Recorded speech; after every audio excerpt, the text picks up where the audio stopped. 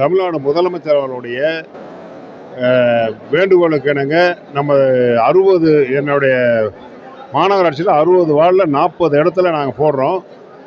இது என்னுடைய சொந்த வார்டு. இதில்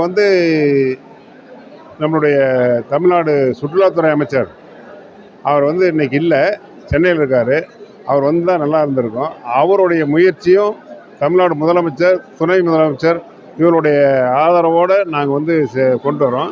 மக்கள் அவங்க போய் ஒவ்வொரு ஆஃபீஸாக அலைஞ்சி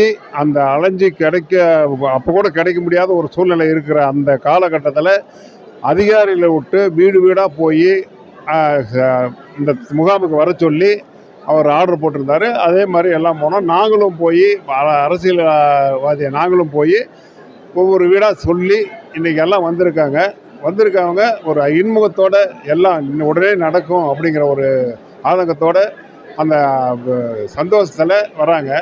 மக்களுக்கு இதை நாங்கள் ஒரு வார காலமாக அந்த விழிப்புணர்ச்சி நாங்கள் கொடுத்துட்டு வந்துட்டுருக்குறோம். அந்த அளவில் மக்கள் தெரிஞ்சு இன்றைக்கி இந்த ஆட்சியில் எல்லாம் கிடைக்குங்கிற நம்பிக்கையில் வராங்க. நாங்களும் அதுக்கு தகுந்த மாதிரி அப்பப்போ கிடைக்கிற அந்த மனு மீது உடனடியாக நடவடிக்கை எங்கள் அதிகாரிகள் எடுக்கிறாங்க. அந்த வகையில் சுறுசுறுப்பாக மக்களும் வராங்க, எங்கள் அதிகாரிகளும் ரொம்ப சுறுசுறுப்பாக இயங்குறாங்க.